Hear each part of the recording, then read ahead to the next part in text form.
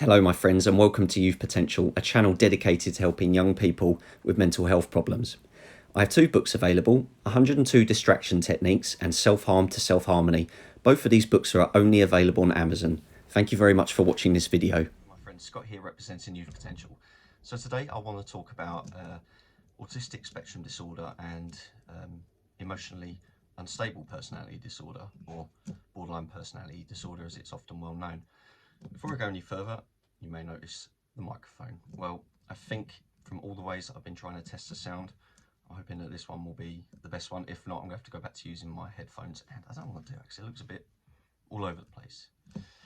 So anyway, EUPD or BPD and ASD. These are both conditions that I live with, amongst other things. But the reason I wanted to talk about this video today is because I think it's obviously far less common for someone to have autism and borderline personality disorder at the same time. However, it's not so rare that it doesn't happen. I know of a couple of people, at least, in my following and my friendship circle, my family, etc., that do live with both.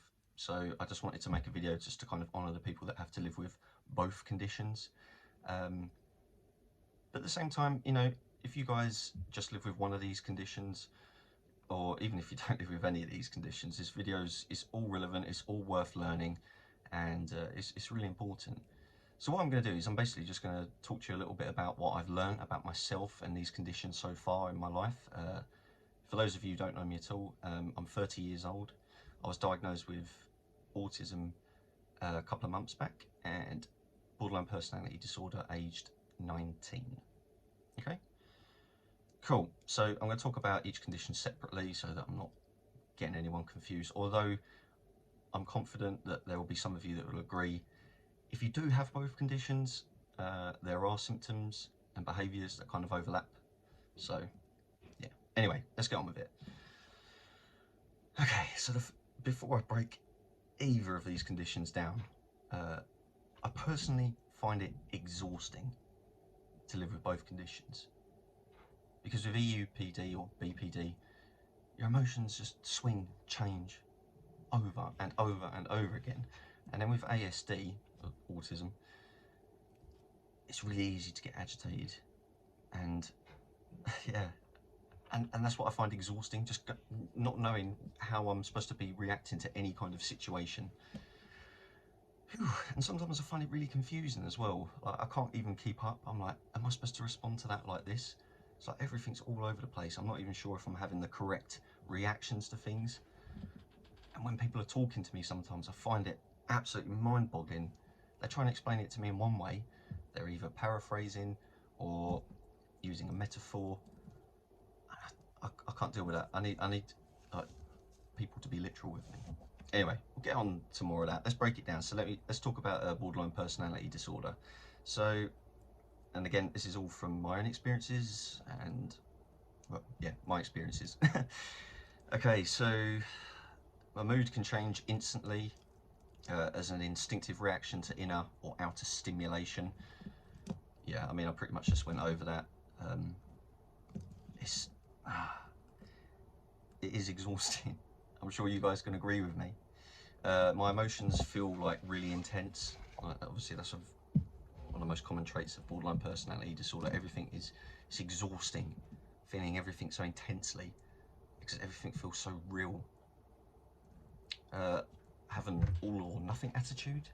It's very similar to black and white thinking. It's got to be this or it's got to be that. There's no room for variation or flexibility in the middle. I do try to avoid thinking like this because it keeps me a bit closed-minded, but it's really hard not to. Okay, when I feel negative, I can lose sight of who I am. So basically, if I start to dissociate or I feel super low or even angry and like really agitated, I keep wondering to myself, is this who I am? Is this what I'm supposed to be? Is this the illness? What is it? Yeah, and sometimes the behaviours can make me seem really out of character. I know people with borderline personality disorder, we all seem to have like multiple personalities, or so it would appear. yeah, but when you, like, it just becomes difficult to, like, keep grasp of. And when you're in these negative states, you're like, that's not me. Sometimes you can step outside yourself and realise that that's not who you are. Yeah, so my perception of things, including myself, can be very, very warped, very all over the place. Things that may appear positive to everyone else, I may just be completely tunnel visioned and focused on what's wrong with it. And finally, obviously, self-harm is a problem. So not only is it a problem, it's the default setting for when shit hits the fan, basically. Obviously, I try my absolute hardest not to let that happen, you know. I try and apply my coping mechanisms that I've learnt over the years and just do things that make me happy. But yeah, it is a default setting and you really have to fight it. Really have to fight it. So yeah, so I mean, that's me trying to sum up borderline personality disorder, how it affects me. So let's go on to ASD, or autism spectrum disorder, or just autism for short. So, as I said earlier, when people explain things to me, I really, really have to focus so hard to try and follow what they're saying. And when they're speaking, I'm trying to create this mental image in my head. And sometimes I just get lost.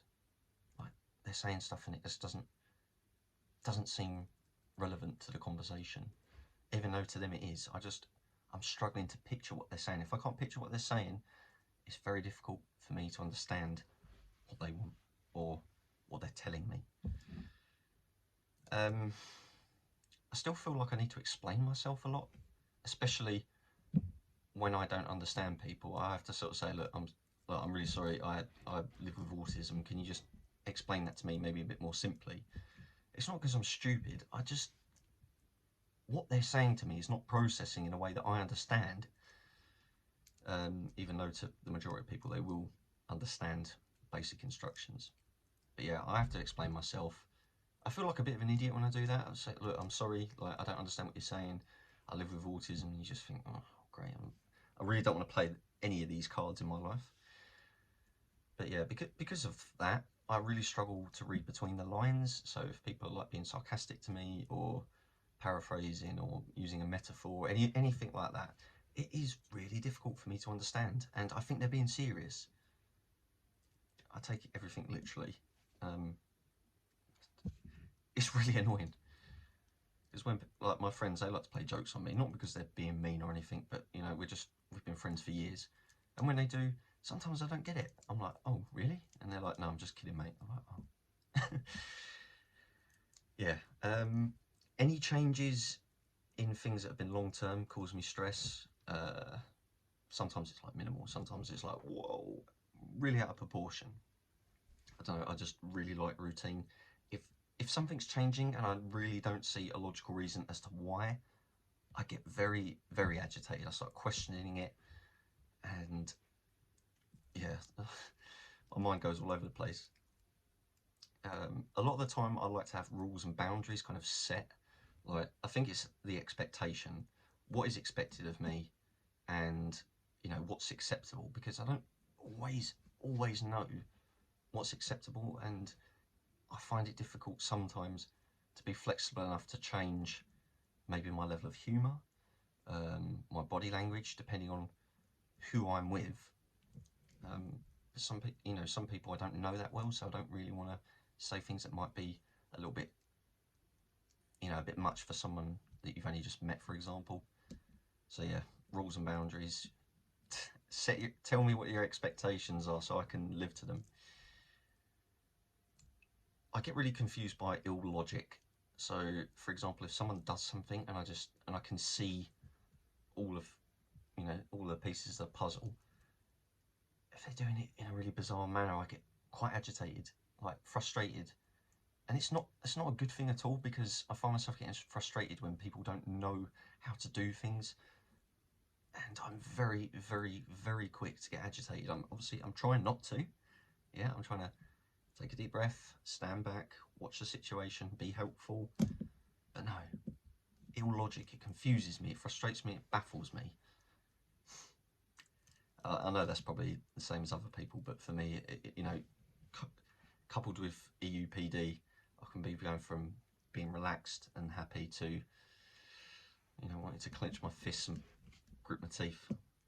And finally, some sounds, smells, and textures bother me to a point where, you know, it makes me feel really uncomfortable. It makes me get agitated, like fidgety. It's, oh yeah, especially the smells one. I never really realised how sensitive I was to smells until the last couple of months. If I smell something that is kind of, you know, chemically, those kinds of smells, they make me feel quite, sometimes they make me feel sick, like bleach.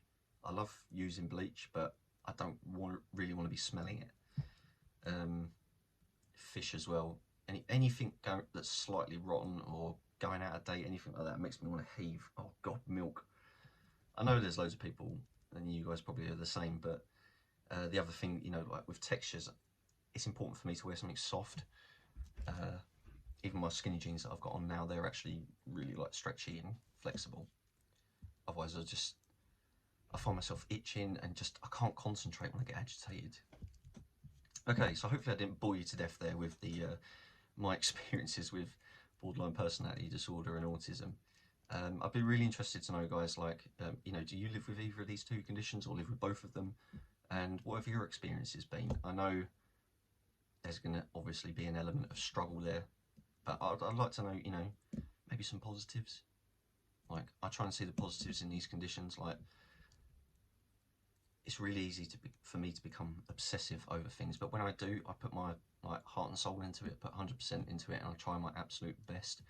And having like this resilient kind of mindset at times, I try. It really helps push me forward. Yeah, it's just I find it easy. When I get started, I find it easy to stay like self-perpetuating and just keep going. So yeah, hence why I'm making this video today. Anyway, guys, thank you very much for watching. I know it was a bit of a long one, but I think it's important to talk about these experiences. And of course, I love hearing about, you know, the things that you guys have been up to. All the best. Take care.